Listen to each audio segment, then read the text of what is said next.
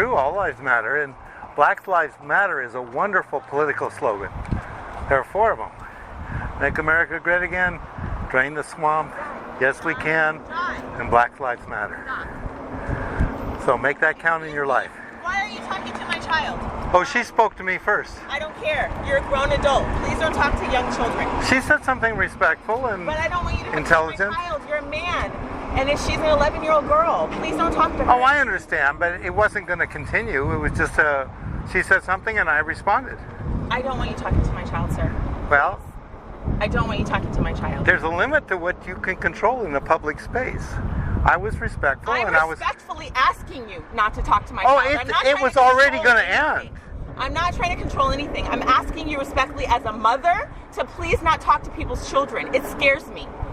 Well, I respect that. I Thank have you. children That's it. myself. That's all I needed to hear. Thank you. All right. Good night. You might ask her what we talked about. She was. I'm going to tell her not to talk to grown men, especially grown men wearing MAGA hats. That's what I'm going to tell her. Well, you're going to teach her bigotry then. Bigotry, really, sir? Really? Yep, that's what you're being right now. MAGA is bigotry. What you're doing right now is bigotry. No, what you're wearing is bigotry. What she did was respectful. What you're doing is bigotry. Sir, you have no idea what it's like to be a person of color in this country, so don't talk to me about bigotry. You don't know any. You're being a bigot right now. Do not talk to me about bigotry. You are being a bigot. I have a white mother. I have a white mother from Iowa and a black father from Oakland. Please do not lecture me about I'm not race relations. disrespecting you. I'm just pointing out that right now you are being a bigot. You're calling a mixed black woman a bigot. Yes, you're That is judging me by my hat. absolutely ridiculous. That's You not are what a judging me bigot by is. my hat. That's What it is. bigotry. No, it's not. Yes, it is. You're so ignorant. You're prejudicing. You're prejudging me. That's bigotry. You're so ignorant. You're ignorant. Well, so You are. let's have a conversation. I'm trying to, but you're calling me names. So I'm calling you ignorant because you called me a bigot. Well, you are being a bigot. We can, but I'm not going to be called names by a white man who has no idea what the black experience is in America. I'm sorry, I'm not. Well, we can either have a conversation or you can walk away. Sir, I suggest we spend 5 minutes in a respectful conversation. what would you like to... I asked you to not talk to my daughter because I don't feel comfortable with men talking to my daughter. Oh, that's totally reasonable. Okay. All I'm saying in response is that the conversation was extremely limited. She said something first.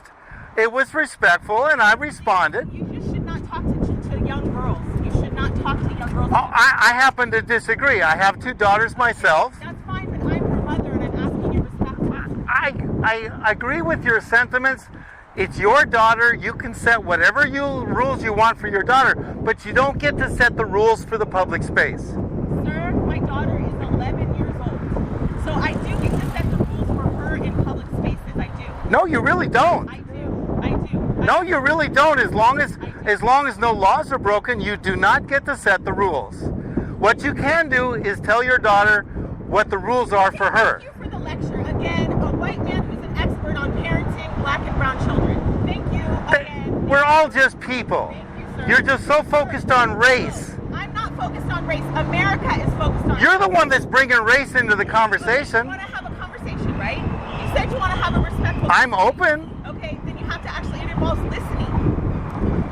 Agreed. Okay, so are you going to listen? If you let me talk for at least 30 seconds, and then I will let you talk for 30 seconds. Okay.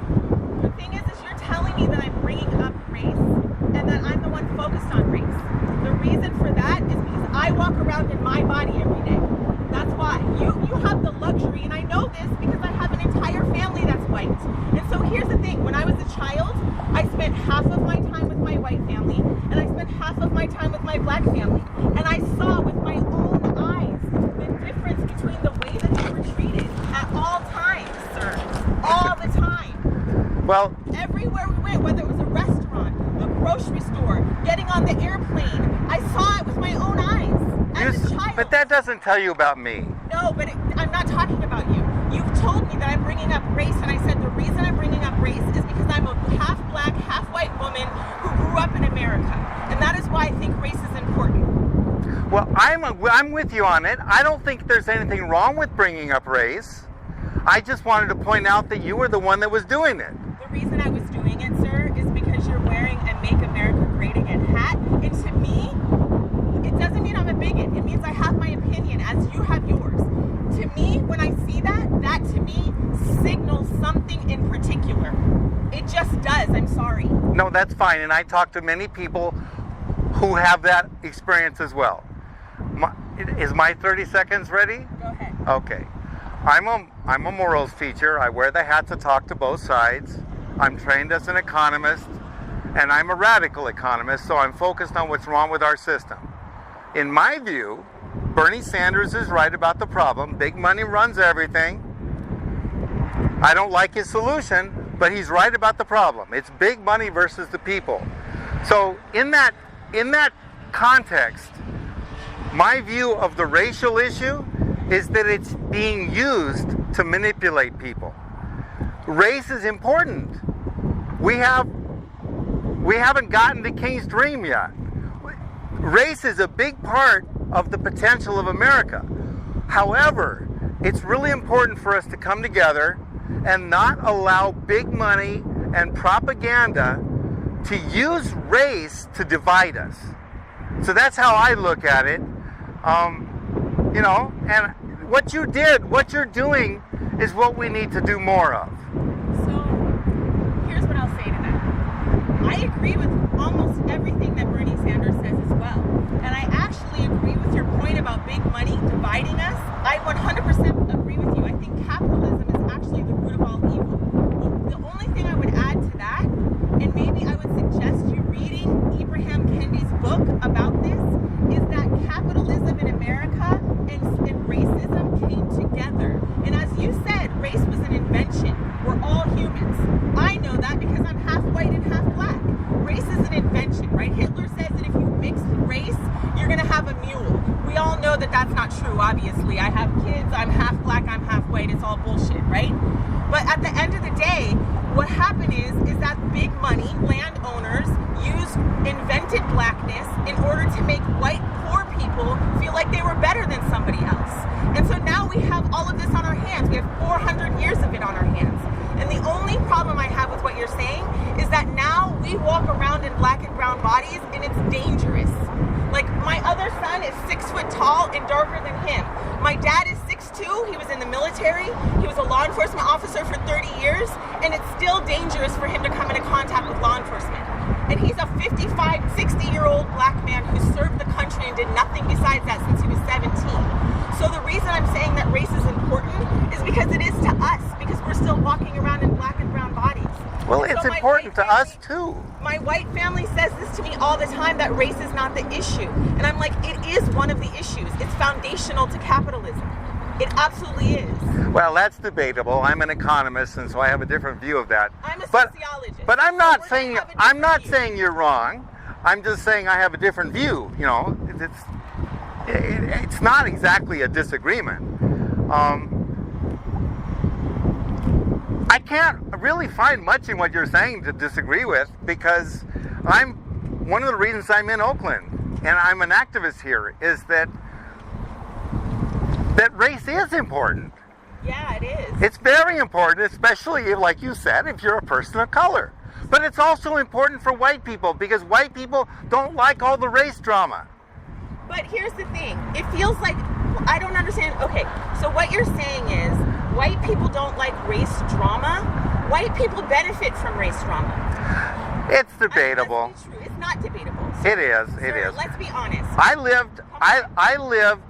lived white privilege. I lived what people call white privilege. And some of it's race. Some of it is white people keeping colored people down. I saw that because I saw my parents and how they thought. I'm 66, so I'm thinking back to the 60s when I grew up. So part of what people call white privilege, I would say a minor part of it is actually race. The major part of it, in my opinion, based on my own personal experience of privilege, the lion's share of privilege comes from Western culture. It's not a... But Western culture is Eurocentric, and that is white. I mean, it just really is. Let's just be honest. Let's call it what it is. You know, I was thinking, I had a similar conversation that made me think about some things, and I realized Western culture basically came from the Greeks and the Jews. That's where it really came from. It came from the Greek culture meeting the early Christian church. And so my background is German. My people were the barbarians. My people were the enemy. So later on, 1,000 years later, we sort of got into the system, but I can't really claim that my people invented Western culture because we were the barbarians. We were the enemy. That's fine, but and what I'm leading to is that I think that black people in America and other races, the Asians and all the other people that are here from all over the world, are in a situation that is similar to my people. My people kind of became part of Western culture 1,000 years ago. I'm glad that you feel solidarity, but it's very different. Well, I don't say It's very different. I'm not expressing solidarity. What I'm saying is that the potential is the Western culture. And I can't claim that I invented it because my people didn't.